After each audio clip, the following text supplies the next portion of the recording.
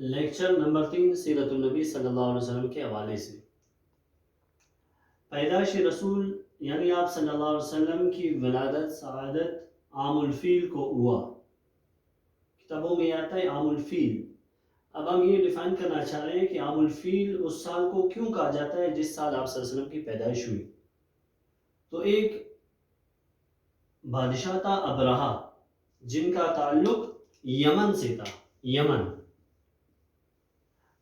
انہوں نے جب دیکھا کہ تمام لوگ بیت اللہ شریف کی زیارت کو جاتے ہیں اور وہاں پر مختلف رسومات ادا کرتے ہیں، تو اس وجہ سے ابرہہ نے یمن میں ایک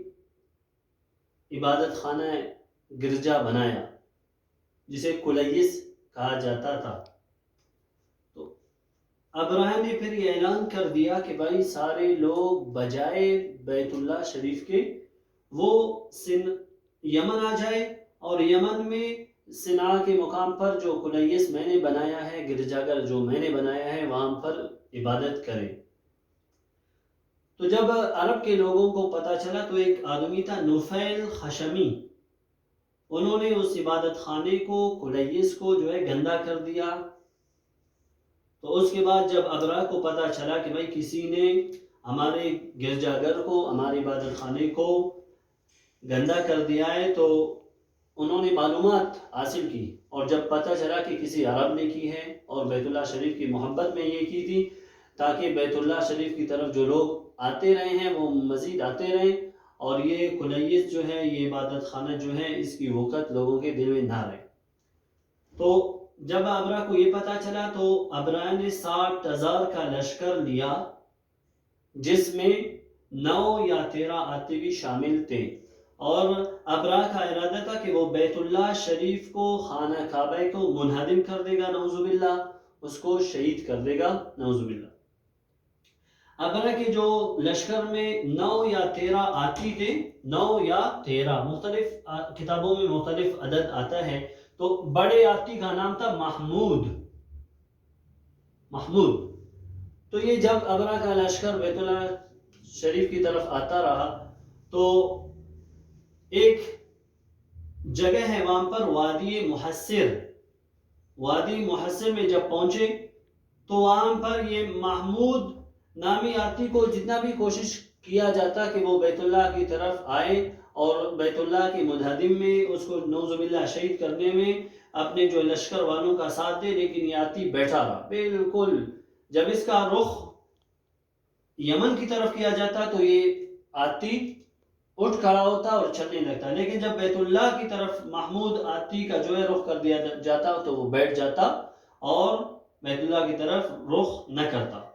تو اسی اثناء میں، اسی دوران وادی محصر میں جو ابابیل آئے، وہ پرندے تھے کہ جن کے چونچوں میں اور جن کے پیروں میں چھوٹے چھوٹے کنکریاں تھیں، اور وہ ابرہہ کے لشکر پر ان کو گراتے رہے۔ تو جب گراتے رہے تو یہ ان چھوٹی چھوٹی کنکریوں نے ایسے سمجھے بم کا کام کیا اور تمام لشکر جو ابرہہ کا تھا وہ ہلاک ہو گیا، اور ابرہہ خود بھی ایک مقام ہے صنعاء، وہاں پر جو ہے چل کے پھر وہ بھی ہلاک ہو گئے۔ یہ واقعہ جو ہے